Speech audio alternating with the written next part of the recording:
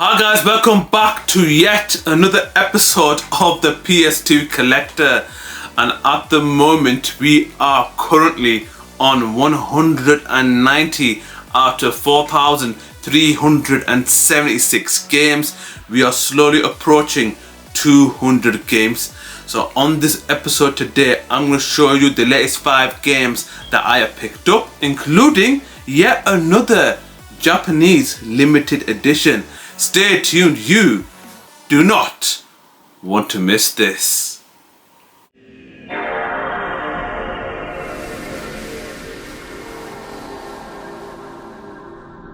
Right guys, let's start with the first game of this video, and that is Scala for the PS2. When I first saw the front cover of this game, I thought that this game looks like a complete rip-off of Spyro the Dragon.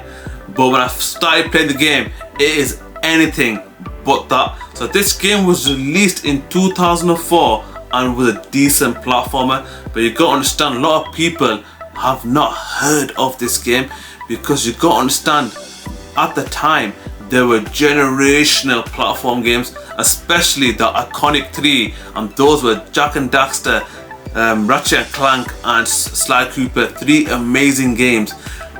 Can this game compete with them? No. But is it a good, decent game and a solid platformer? Absolutely yes. And if you've not heard of this game and you enjoy PS2 platformers and then do enjoy finding hidden gems, this is one of them. That's the beauty of the PS2. There were so many great games out there. Games like this were missed out on, and this is what this channel is about, discovering those hidden gems, and this is one of them. And guys, for £2.50, give it a go. You will not be disappointed, that's for sure. On to the next. And the next game, game number 192. Boy, this one's gonna be rough. And that is Ants Extreme Racing. Wow. First of all, who would have thought Ants, the movie, would be put into a racing game, and a terrible one at that. So let's get into the nitty-gritty. The movie came out in 1998. This game came out 4 years later, and to make matters worse, this game is basically a Mario Kart clone but with ants, and it doesn't make sense business-wise. It did not make sense whatsoever. The movie came out in 98 and you're making a racing game 4 years later. The brand was not there and hardly anyone watched the movie. If you have, I apologize, but I never heard of Ants until today. And for me, as a game, it lacks personality, it's repeatable. The soundtrack, everything about this game is lifeless. There's no fun to be had whatsoever. Is it a racer? As a racing game, it's just a bland one. And for Mario Kart clone to be lifeless is a disgrace in my opinion. But no, with Mario Kart, it is fun, it's a blast, the characters are funny, lifeless personalities are there. This game, everything is the same. Every character looks the same, has similar vehicles, and yeah, just a terrible game. And for me, my personal opinion, avoid this game, especially if you like Mario Kart. But if you are curious and do enjoy playing terrible games, go for it. £2, you won't lose sleep over it. On to the next game. On to the next game. Game number 193 it's got quite a very good unique title, and that is Legion, the Legend of Excalibur. So without giving out any spoilers, this game is about King Arthur and he must restore glory to his land. I'm gonna keep it at that. So this game is very similar to games like Baldur's Gate and Diablo. The only negative I will say about this game is that it mixes a lot of genres such as action, RPG and strategy, and on paper it sounded like a good idea, but unfortunately it did not execute the way that the developers wanted it to be, and the game panned with the audience.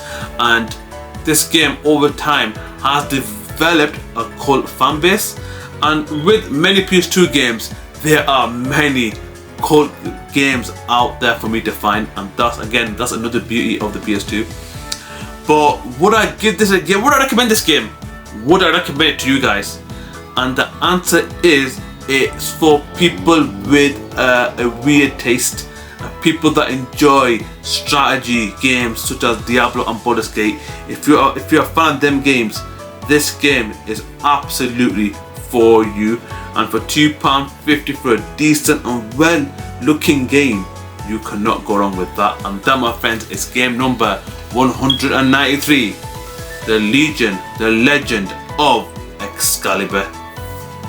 Right guys, on to game number 194, and that is Star Trek Encounters. And I'm just gonna say, I have never played this game until this week. And as you all know, Star Trek is one of the biggest television franchises of all time. There is no argument about that whatsoever. But when it comes to their game library, they have released some absolutely terrible games, and unfortunately this is one of them. So let's start with the positives, which is very minimum. The only positive that I can think of this game is that it allows you to play in each era of the Star Trek saga. But other than that, it is a terrible game. The controls alone should make you avoid this game at all costs, because it is abysmal. The controls in this game is one of the worst control set I've ever seen. The storyline does not make sense whatsoever, because it is not related to the Star Trek franchise, and unfortunately on occasions the name sells the game. The name sells the game, and with the movies and television based games, majority of them are terrible games. There has been, however, some oddities where the game surpasses the movie, but unfortunately the developers have done something clever with the name, and for me it is a waste of a license. Because imagine a Star Trek RPG, which to this day I'm amazed that it's never been released. If it has, let me know in the comments below. But guys, in my opinion, avoid this game at all costs. Unless you're a Star Trek fan, avoid. And that, my friends, is game number 194, the terrible Star Trek Encounters. On to the next. Guys, we are finally at the final game of this video, and this game is a Japanese visual novel. I'm gonna bring it out now. This game is called Petite Flower Limited Edition, and guys, let's do the unboxing of this bad boy. Let's see what we get. So I'm opening it up now. So what we get with it is there you go. So we get this box here, so let me show you here. You get this, and what's inside of this? So what you get is a cloth that says Petite Flower. Not bad. I like the way that it's designed. The logo looks amazing, and the quality of it looks quite decent. I'm just gonna put that there. And what else do you get with it? You also get the game's, hang on. You also get the game's soundtrack over here, and you also get the characters in the game badges, employee badges by the looks of it. And you also get, as you know, the base game. So yeah, so it's quite a lot is introduced here. So you get the base game, you get the employee badges, you also get the soundtrack for this game, and you get a well-designed apron. And as you know, with me, I love collecting limited edition Japanese visual novels. By the looks of it, this one is like a chef-based visual novel. And as you all know, as I say in my previous videos about my Japanese visual novels, I would love to have them fan translated. If there's anyone out there that can translate these games, leave it in the comments below, because I really want to play them and understand the stories. As you know, in Japan, storytelling, they are the masters at that, and it's a tremendous shame that I can't play this game. Firstly, I need a Japanese PS2, which I have ordered to get gameplays of these games. But yeah guys, game number 195, Petite Flower, and that is the final game of this video. If you want to see more content like this, please subscribe. If you want to know when my channel goes online, click on the bell notification below. And guys, as you know now, I am officially on TikTok and Reddit. The link to join my forums or view my TikTok are on the links below. Anyways guys, until next time, and don't